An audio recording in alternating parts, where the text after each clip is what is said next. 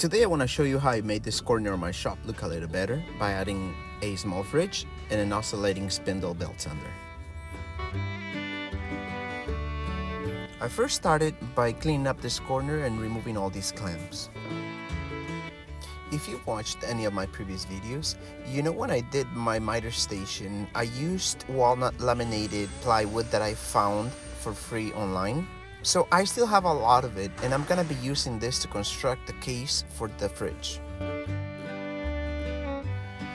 And I have a general idea how I'm gonna do this, but I don't have a plan, so I pretty much measure, cut, and paste, if you will, as I go. My initial plan is to fill up this void with plywood. This will construct the left side of the wall of the casing, and I just pretty much cut it, shim it, and put some screws to it.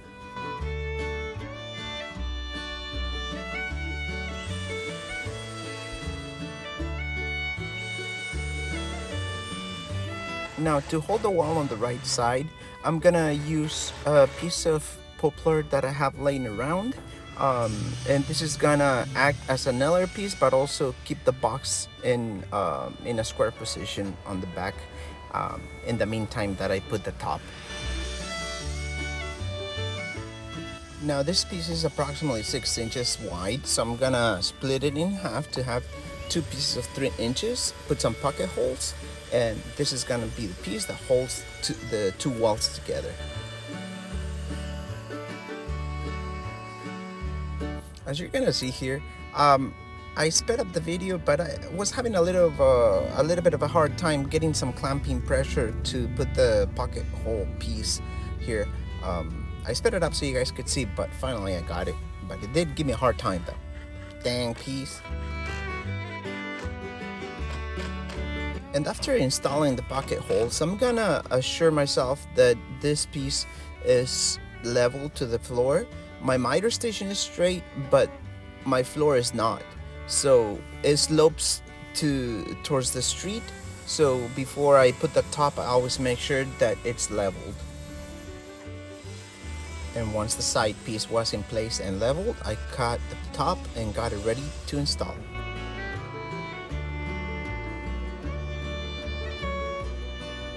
And so on the right side, the top is just gonna be leaning on the wall, on the side wall, but on the miter station area, I put a small piece, put some brad nails to hold it in place while I put some screws on, but I make sure again that it's level, because like I said before, my concrete slopes down towards the street, so I want to make sure I'm not just measuring from the bottom to the top, but mainly making sure it's leveled. And after dry fitting it and making sure it's leveled and fits right, I went ahead and got some glue and got ready to install it.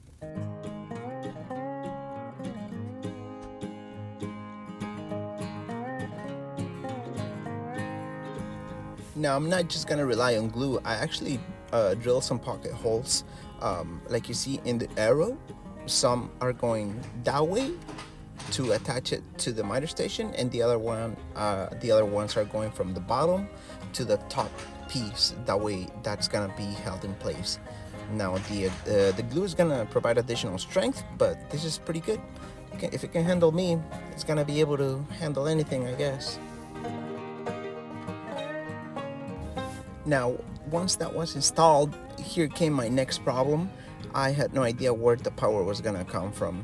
I don't have any connections there, but I do have this extension cord that currently serves the purpose of providing power for both my fridges, and the extension actually is long enough to reach over there, as you can see here.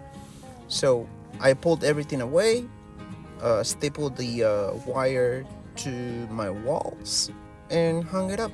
It worked perfectly, just as if I planned it.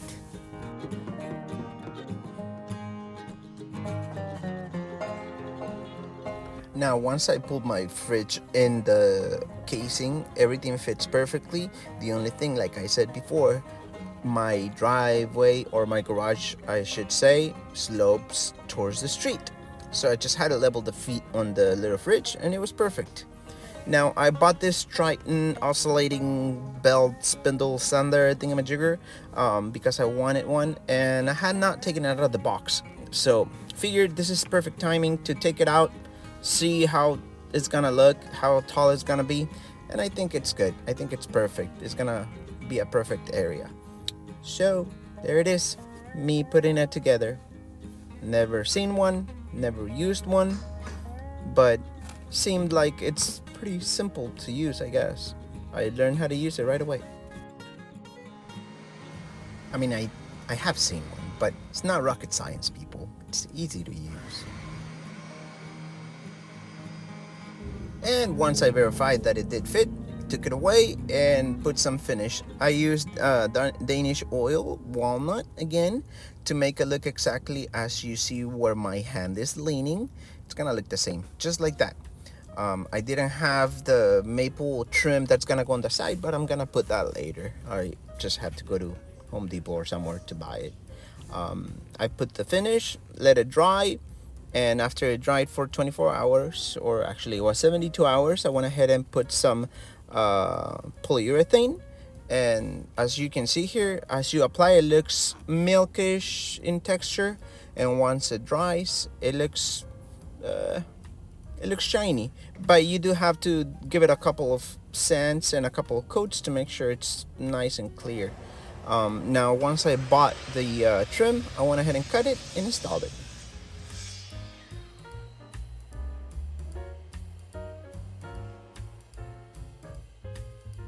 And to install it, I just used a little bit of glue, some brad nails, mitered the corners, gave it some round over, and it was ready to put some finish on it as well, just to make it match my miter station that I already have.